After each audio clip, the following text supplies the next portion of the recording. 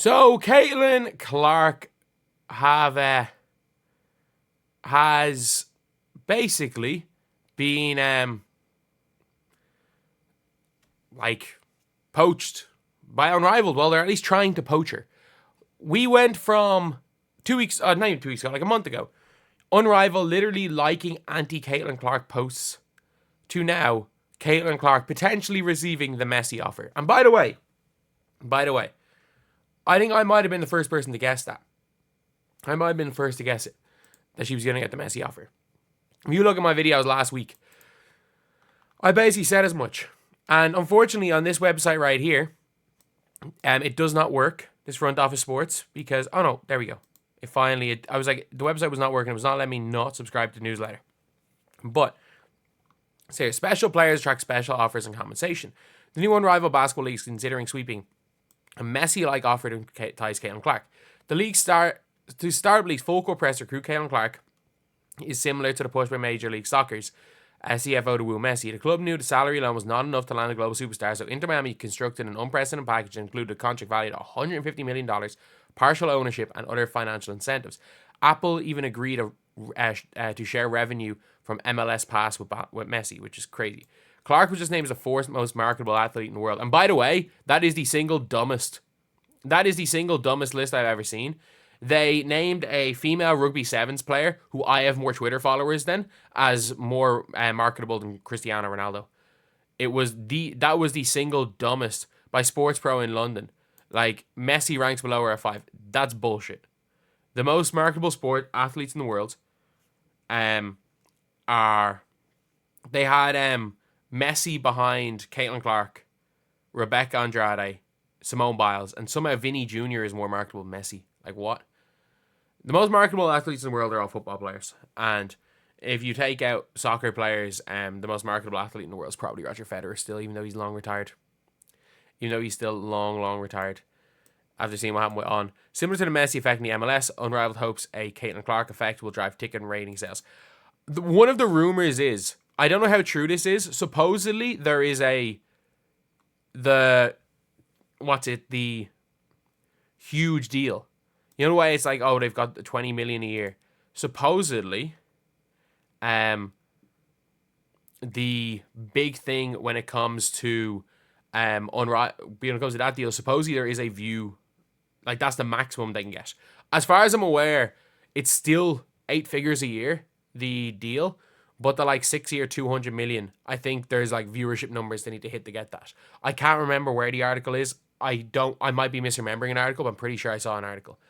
But Clark's real income comes off the court. Like, that 8 year $28 million is the biggest scam ever. How her Clark's represented by XL Sports Management fire them after trying to convince her, making her accept this deal. Co-founded by Stewie and Fee, Unrivaled promises 30 players highest salaries in women's professional sports history. That's just not true. They say the highest average salary, because Diana Taurasi getting paid like $2 million. None of them are getting paid $2 million, except for maybe Caitlin Clark. But the reality of this is that they are down to 26 players, and they will not have another player. So you're seeing like Aaliyah Boston hasn't said yes yet. I think that there are players like Aaliyah Boston, like Aaliyah Boston. There are players like Kate Martin that they're waiting to see whether or not Caitlin Clark's in the league. For Aaliyah Boston, I think she might just, like, she's her own, like, she's big enough to be there by herself. But I think for someone like a Kate Martin, I think they might be waiting to see whether or not Caitlin Clark says yes before offering a spot to somebody like a Kate Martin. Either way, the Messi-like offer is something that's going to be needed. It really is something that's going to be needed, because if you're not going to get her with just salary, you're not going to get her by just saying she's one of the 30. Because at the end of the day, like, it is what it is. Do I want to see Caitlin Clark playing Unrivaled? Yeah. Like, I don't understand why people want Caitlin Clark to not play basketball. And the amount of people that are like, oh, she needs a full off season. I'm sorry. Playing 6 weeks of 3-on-3 basketball after a October, November, December, after a 3-month break, and then a 2-month break after, 2.5-month break after playing 6 weeks of basketball. Like, if anyone think that's going to have it negatively affect her, like, that's ridiculous. The only reason why I wouldn't play her is that there is a chance of a cheap shot.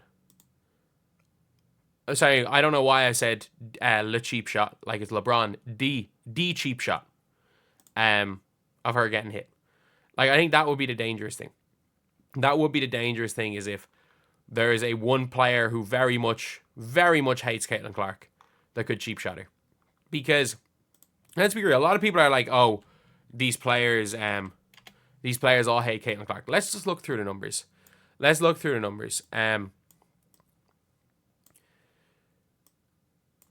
You've got Stewie does not hate Caitlin Clark. Fee doesn't hate Caitlin Clark. Neither does Chelsea Gray. As in players that you could think could physically harm her. Arike, no. Jewel Lloyd, no. Kelsey Plum, if she does, it's accidental. Ryan Howard, no. Copper, no. Jackie Young, no. Angel Reese won't hurt her, but will make sure she does something to get into headlines. Diargambi, no. McBride, no. Mabry, no. Again, Mabry might just foul her hard. Satu, no. Alicia, no. Tash Cloud, no. Diggins, no. Rakia, no. Dijonay, yes. Salute, no. Sykes, maybe. Shakira Austin, no. Tiffany Hayes, no. Griner, no. Courtney Williams, no. Azrae Stevens, no. So you're looking and you're like, it's very, very unlikely that Caitlin Clark ends up getting injured playing Unrivaled because of another player.